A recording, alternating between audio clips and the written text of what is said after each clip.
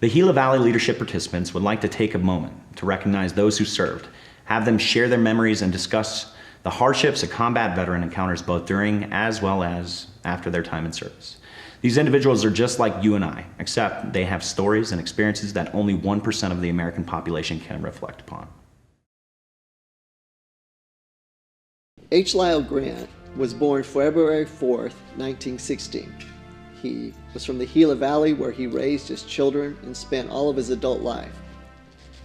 His rank was a staff sergeant in the Air Force, where he served as a ball turret gunner in a B-17 bomber. He was honorably discharged with many medals for shooting down enemy aircraft and others. He received the Purple Heart for wounds he received while being shot by the Germans.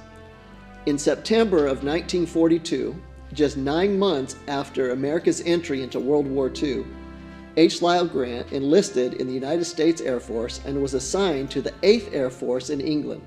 His duty, that of ball turret gunner on a B-17, was still a very necessary and key defense against German fighters, especially the Germans' new Me-262 and their other jet-propelled aircraft. On Lyle's 12th bombarding mission over Germany on October 5, 1944, his B-17 Flying Fortress, flying at an altitude of approximately 29,000 feet, was hit by German fighter planes and anti-aircraft guns. As the bomber plummeted downward, Lyle made his way out of the ball turret and bailed out of the burning aircraft over 20,000 feet above enemy soil. Landing in a wooded section near Munster, Germany, he was able to elude German troops, searching for him by hiding in thick undergrowth of spruce trees. From noon until about 2 the next morning, he hid in the trees until he was able to escape to a landing area surrounded by German troops. And for 11 terror-filled days, he was able to evade the Germans and made his way from Germany into occupied Holland. Exhausted and ill, Lyle made an attempt to locate the well-known Dutch underground. Well, he was hoping they'd help him, but the family turned him in to the German Gestapo. His story is one of a miraculous escape from his burning B-17, his evading the Germans, his capture, and then the more amazing story of surviving and escaping from what was known as the Black Hunger Death March. Lyle endured the torture in 10 days of solitary confinement before him and other POWs were shipped in boxcars through Germany and into East Russia. He was in the cold prison formerly known as Stalag Luft 4, where for nearly 4 months he endured starvation, meals of a few boiled potatoes and German black bread, and infrequent Red Cross parcels shared by other men, barely enough to keep him alive. But just when life as a prisoner seemed unbearable, the Germans made it worse. On February 6, 1945, as the Russian armies began getting close to Stalag Luft 4, the POWs were forced to evacuate the camp in snow and sub-zero weather. More than 8,000 English and American soldiers who had been shot down over Germany started a forced march that went down in history as one of the most brutal of the war. The Black Hunger Death March meant many POWs would die from hunger, cold weather, and just pure exhaustion.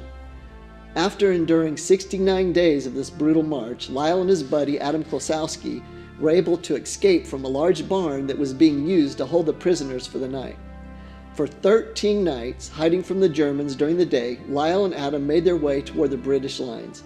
Then on the 14th day, in the early morning hours of April 25th, 1945, while the two were slowly making their way across an open cow pasture, all hell broke loose. Machine gun fire forced them to fall flat in a shallow ditch.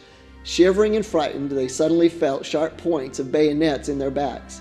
As they turned over and looked at their captors, their tears of fear became those of thanks and relief, as they discovered their captors were British soldiers. Lyle entered the prison camp or the war at 160 pounds, and then after his escape, he actually wasted away down to 98 pounds. And then when he made it to the hospital, he was able to gain some weight back. I was with the 1886 engineers. The job is to build runways. And I was a medic, and I would be out with them in case somebody got hurt. I could take care of them. My name is Steve Aller. I'm current American Legion Post Commander and a life member of the VFW. I served in the United States Army from July 1966 to the end of October 69. I served during the Vietnam conflict. I signed a paper when I went to Vietnam in processing into the country, and that that your family would not be notified if you were injured or something in a minor way. But obviously they're going to be notified if you're hurt severely or worse. And they were unaware of most of what I was doing, but my parents and my sister both said it was the worst year of their life. I was a combat medic, and in the neighborhood of Mother's Day, 1969. It was almost a full year after the famous 1968 Tet Offensive, but the Central Highlands was still a very, very hotbed of Viet Cong and North Vietnamese regular. And it was almost entirely 1,700, I believe, 1,700 to 2,000 North Vietnamese regulars overran the landing zone oasis on the west, the north, and the south side. And the south side is where the medics had our bunker. Of course, we were promptly relieved of guard duty when we were overrun, but that's when the medics had to start doing what the medics do. And my company commander, Dr. William Clary, and myself and a couple other medics went to the west side and recovered, I'm not really sure, I don't remember exactly how many wounded and deceased U.S. soldiers. And we, at several instances, we went ahead and on guard bunkers that had been overrun, we went ahead and manned machine guns and tried to fend off as much as we could. My name is Digger Odell, actually Larry Odell, and I was in the United States Marine Corps. In 1966 I joined. In 1967 went to Vietnam in July of 1967. I came home from Vietnam in 1968. I was a sergeant E5. My duties while I was in Vietnam was first just an infantryman. Secondly, I became a radio operator for a couple months. Then shortly after that, I became a squad leader, a platoon leader for the remainder of the time. And then there was a short period of time there where I was back to mortars, it's light artillery, and I was in mortars for a couple months. Then we went on to being a platoon sergeant in Vietnam. I had a wife. I got married in June of 1967. About 25 days later, I went to Vietnam in 1967, July of 1967. In 1967, I was 20 years old. I spent my 20th birthday laying in a rice paddy with my rifle on my chest, hoping that the enemy would not come across that rice paddy and kill the 7 of us that was laying there. And shortly to our left was another platoon of Marines that was holding them off. So every time they would race up and start to come across the rice paddy, the Marines would stand up and shoot at them. And we were laying in the rice paddy hoping that they wouldn't come across. So our life depended upon those Marines over there. We were at a place called Horseshoe, and it was a little circle of land that bordered the South China Sea. And the river came down down to the South China Sea there. And as we were there, we'd been there about 2 weeks, and we'd lost 14 men, and about 5 of them were radio operators. And so they came and said, "You're carrying a radio today." And every time that we crossed the river that separated us between the Horseshoe and the rest of the land, we were attacked, ambushed. They beat us every time we crossed the river. And so that day I asked them what we were doing, and they said, "You're crossing the river." Well, I put the radio on my back, and it had the antenna sticking up, and I'm sure it had a big sign on the back made of fluorescent yellow that said, "Shoot me first."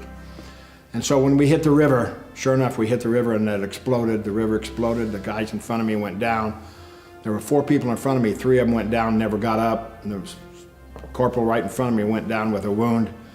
And the water just exploded all around me. It was like somebody grabbed a handful of rocks and threw it in the water, you know, you would do, and it just exploded. So I grabbed by the shirt and drug him back to the shore, and there was only about 4 of us left on the shore. One of them was the machine gunner.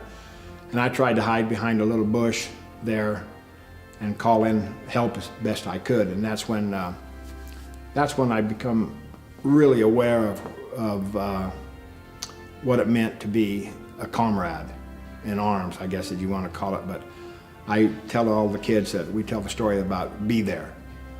And I called back, and my buddy from Oklahoma was listening on the radio, and he said, "Hang on, I'll be there."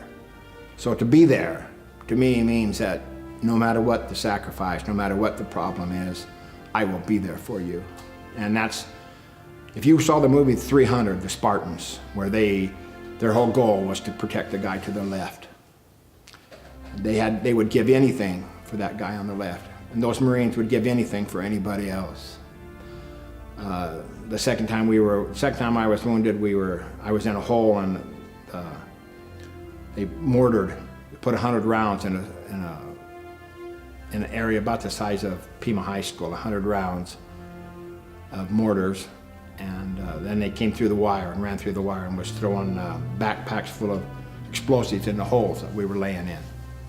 And they ran through the compound and was shooting people. And I was fortunate enough that I just got hit in the head, and the two other people in the hole were killed, and one of the kids in the next hole was wounded. So I got out of my hole and grabbed him and carried him off. And I had been wounded in the head, and there was one guy that stayed in the hole, and he wouldn't get out. So the next morning, that happened about 3 o'clock in the morning. The next morning, when we finally cleared the dust, about 8, I went back to the hole, and they had come over the hole and shot him.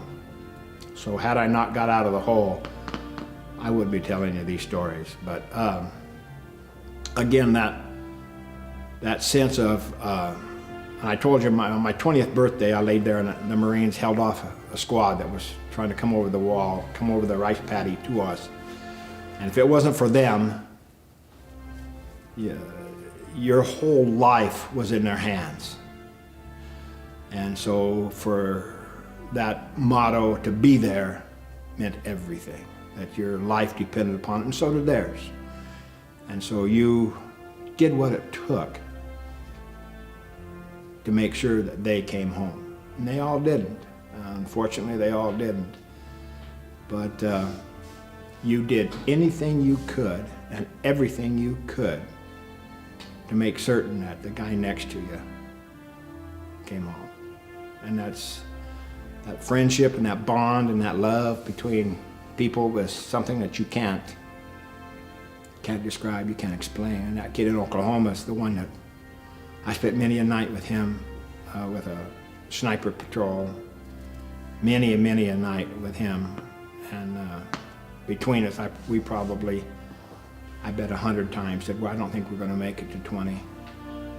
And we were so happy that when July came in 1968, we knew there was only 30 days left. But it meant a whole different story of be there. It's something that I shouldn't have to write down anything. Nobody should have to. When I tell you and I shake your hand that I'll be there, I'll do that, you can go to the bank on that. You don't have to look a second time. You don't have to worry. You don't have to do anything. That's what that honor is about. Be there. And that's not just from military. That's just the way it should be.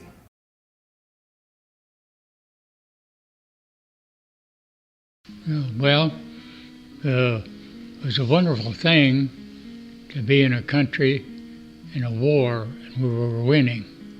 We're thankful that the United States stayed a free country.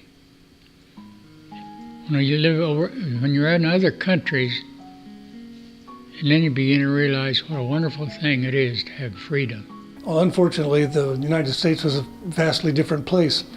Right back then, Vietnam was not a particularly popular conflict, and no, we weren't welcomed back very well at all. We were treated pretty poorly, in fact.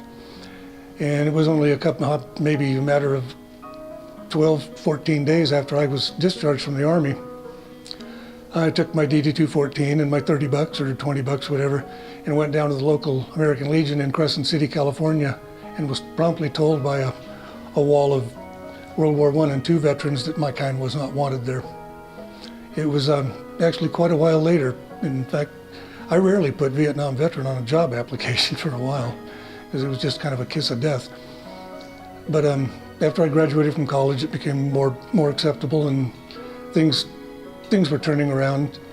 And the more Vietnam veterans became involved with VFW and American Legion, creating organizations like VVA, Vietnam Veterans of America, we pretty much took on the mantra that the way we were treated would never happen to any veterans of any war again.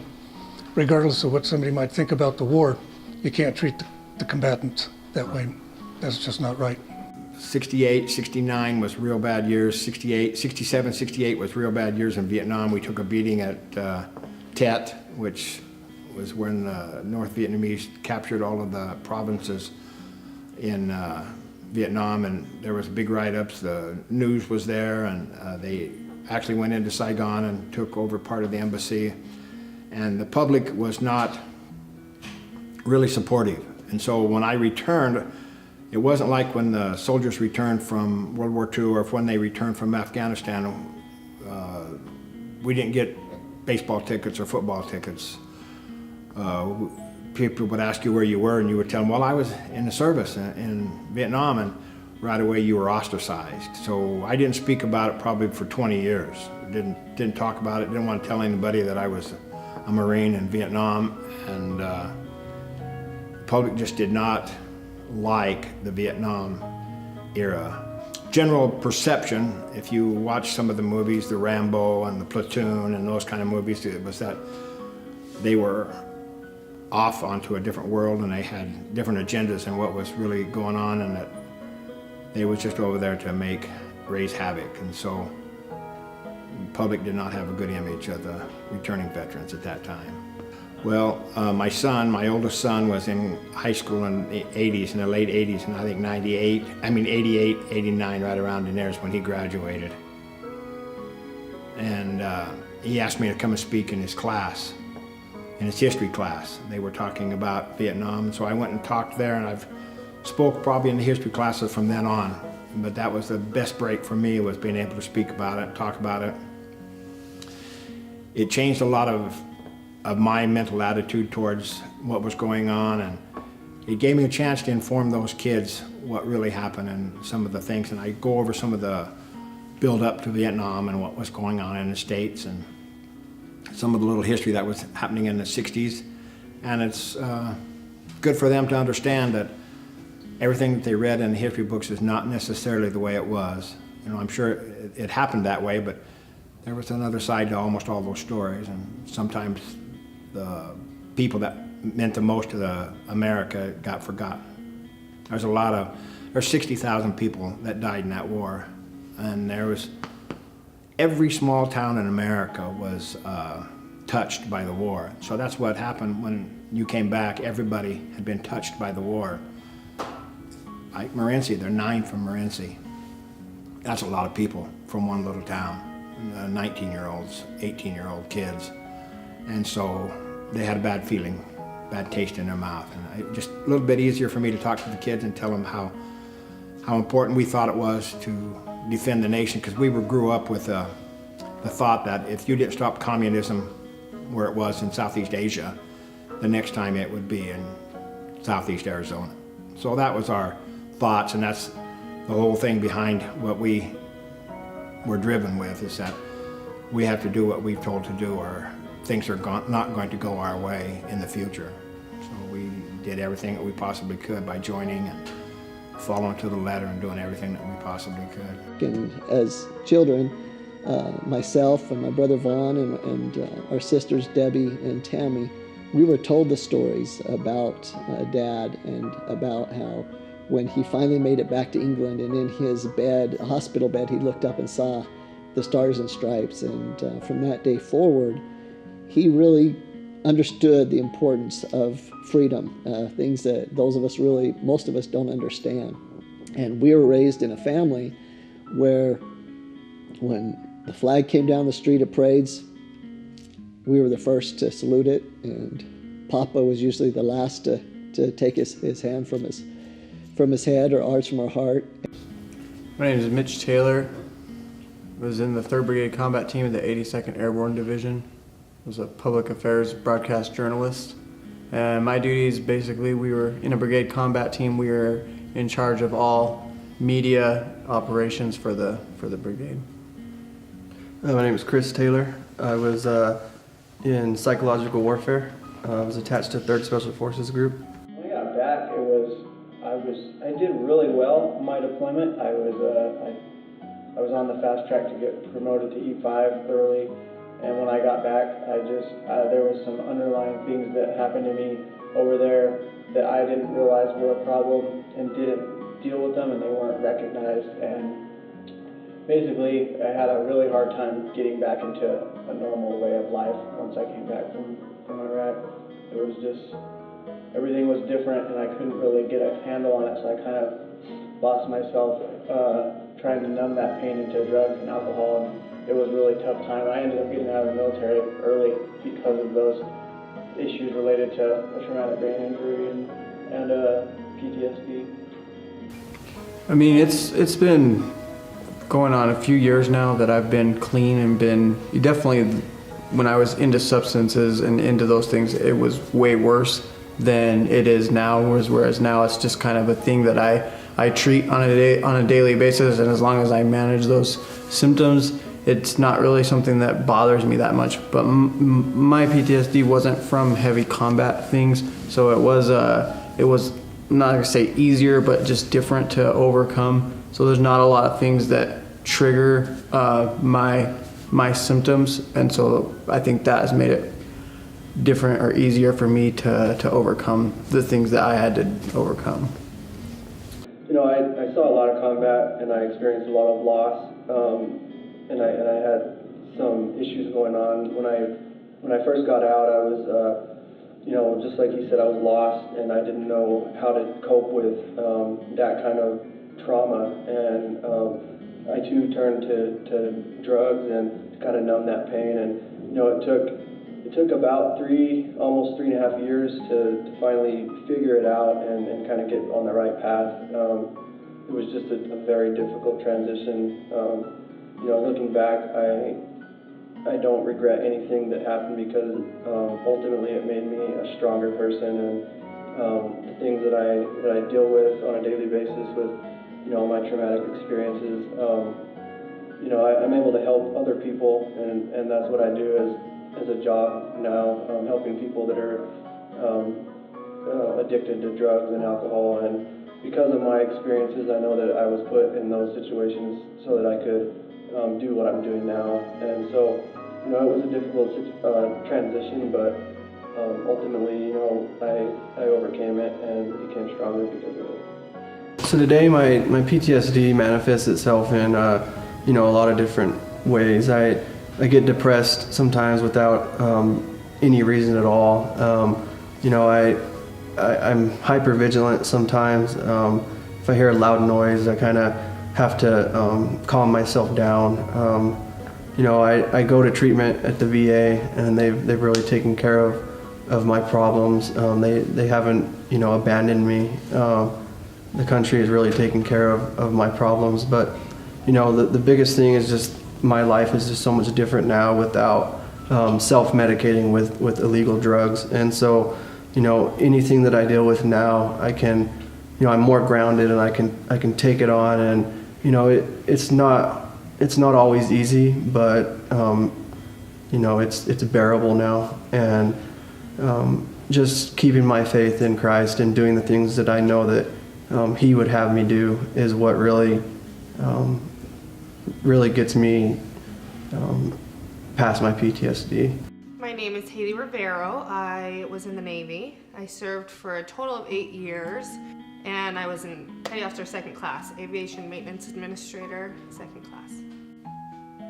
I hear oftentimes that the military doesn't take care of its veterans, or the military doesn't do this, or the military doesn't do that. But we have perfect example with the Taylor brothers. You know, the tools are out there, and it's up to us to make it work for us.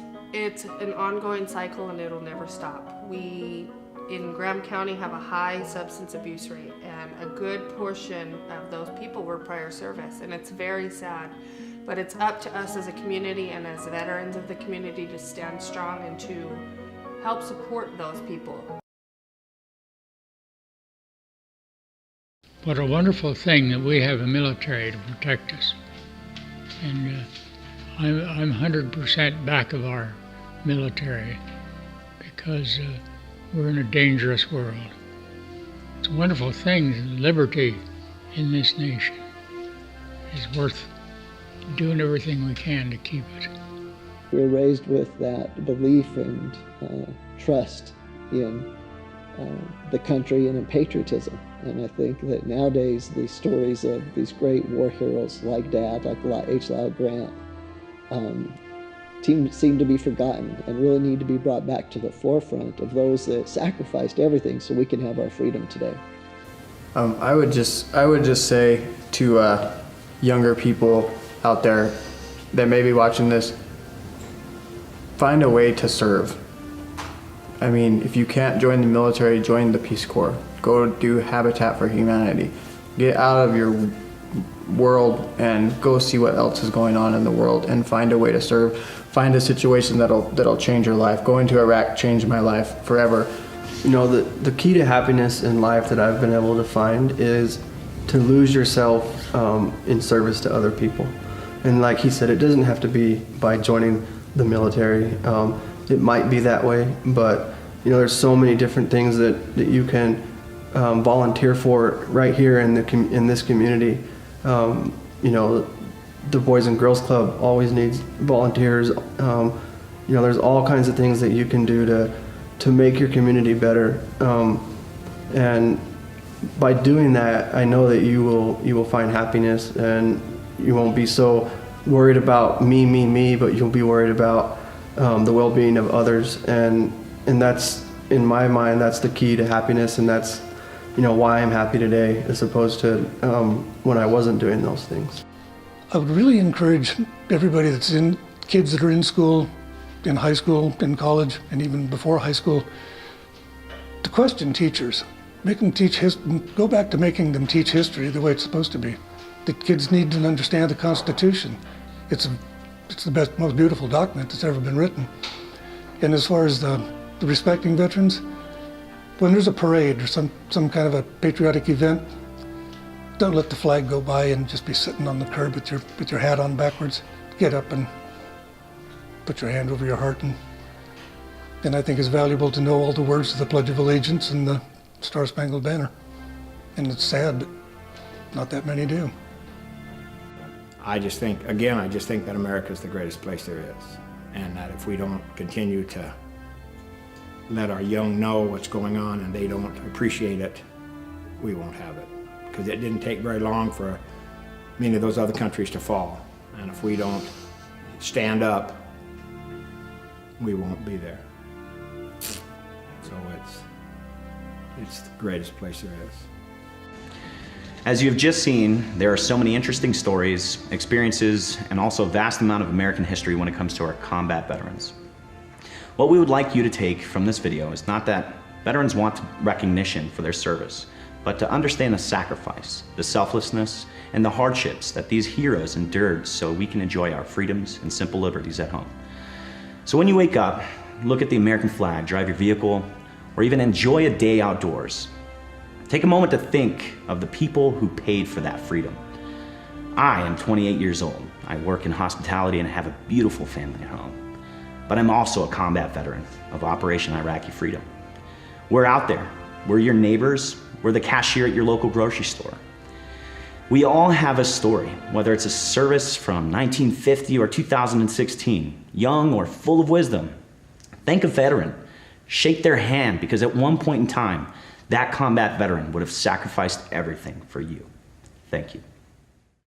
I pledge allegiance to the flag of the United States of America and to the republic for which it stands, one nation under God, indivisible, with liberty and justice for all.